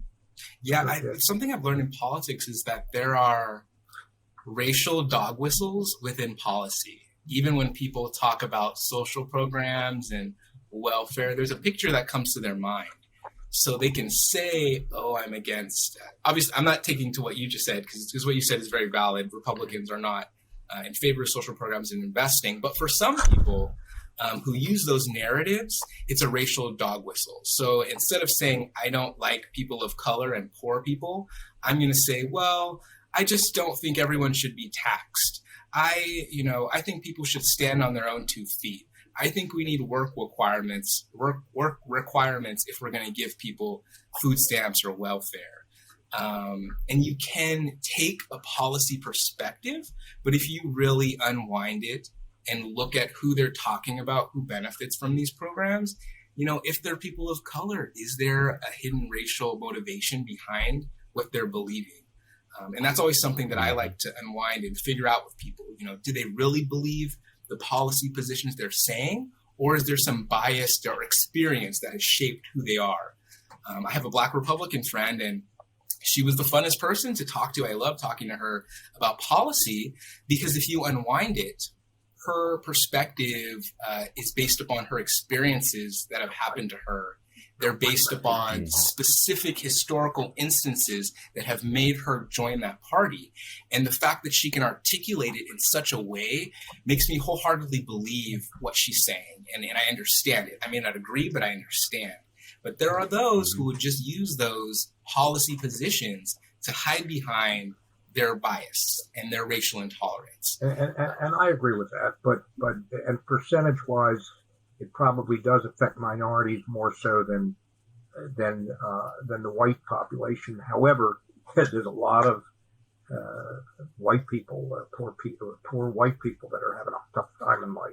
It doesn't help them either. So there's a lot of them.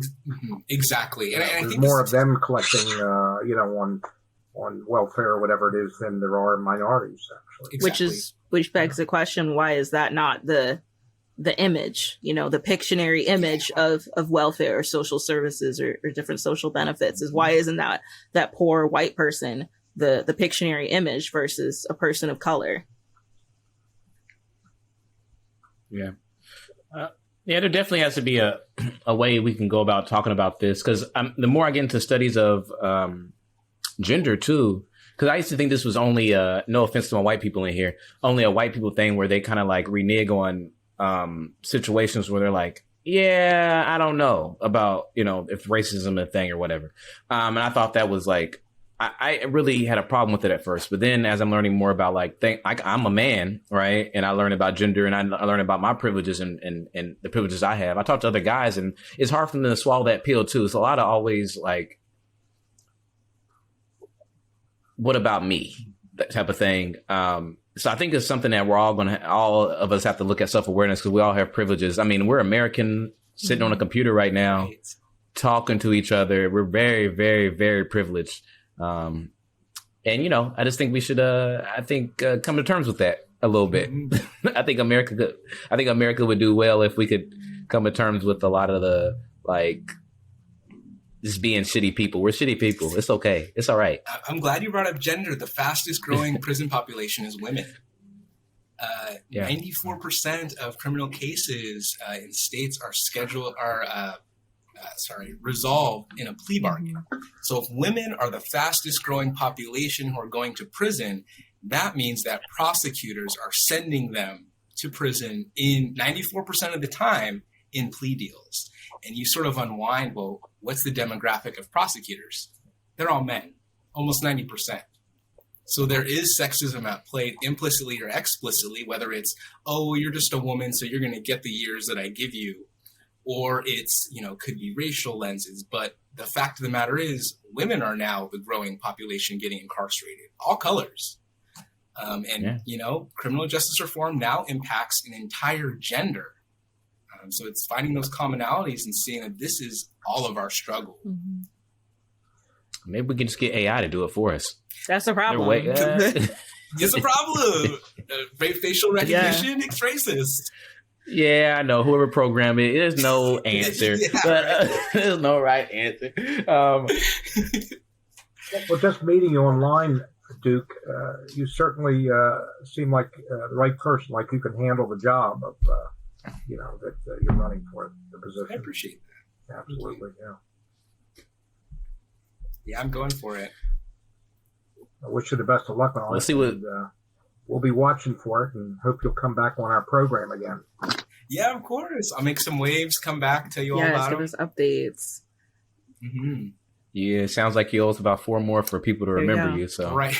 We've got a lot of episodes you should come back on. So perfect. Last November I was like, we had whole discussions, and it was in November, and because it got to a point where some of my family members weren't even going to vote at all.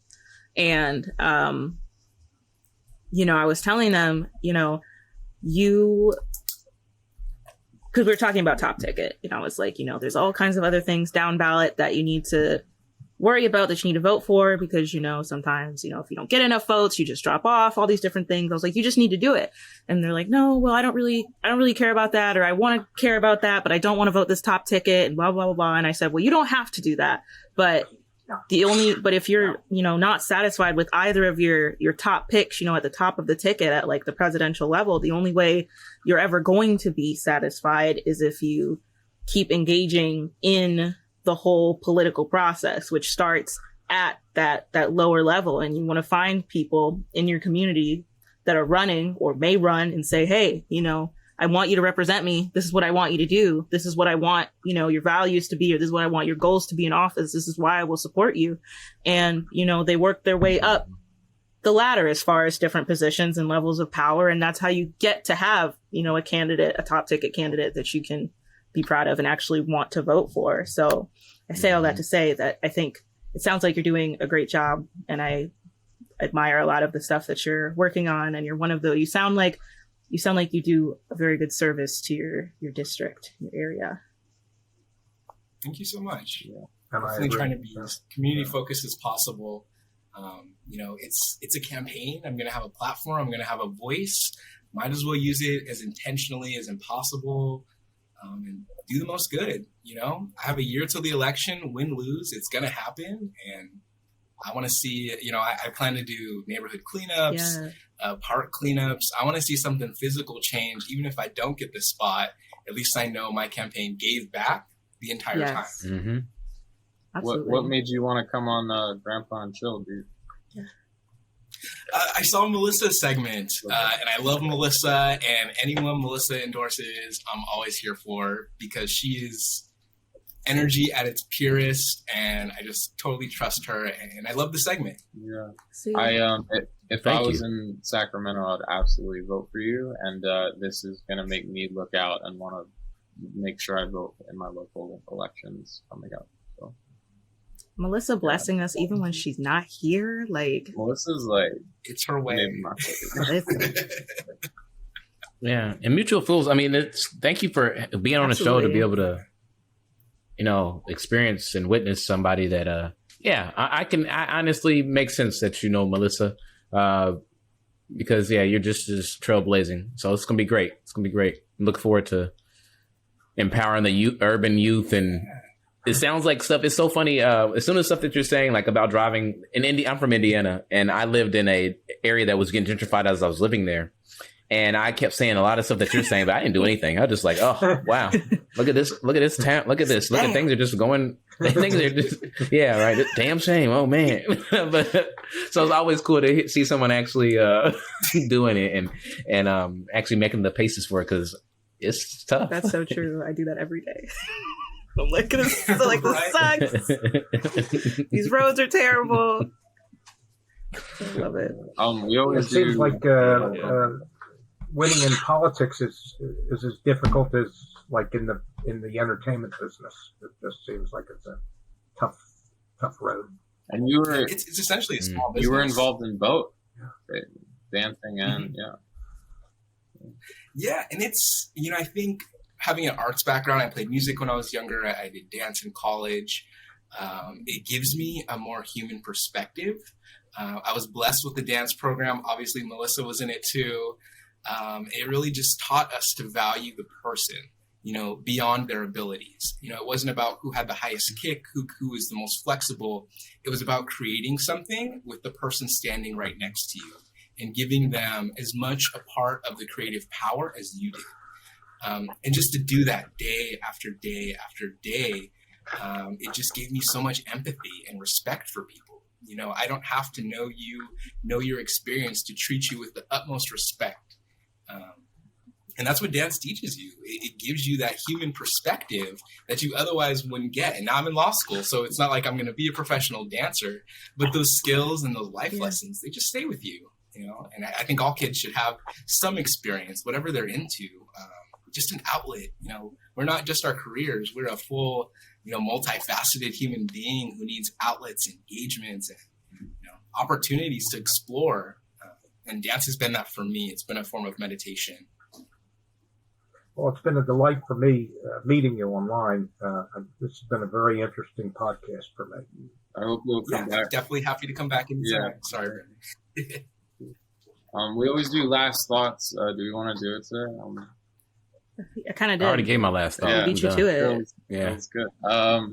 Thank you so much, dude. Yeah. Yeah, it's been amazing. Socials, websites, everything to promote where people can find you, all that stuff. Yes. Okay. Should I say it? Should I? Okay. Okay. Facebook, Duke for Supervisor, 2022. Instagram, it's a Duke and a 4 Supervisor. Twitter is COONEY Duke. DUKE. So those are the biggest ones. Instagram, our biggest one, the Duke 4 Supervisor, and Facebook is spelled out. Join the movement, join the fun. I'm going to be building houses down the street from my house this Saturday.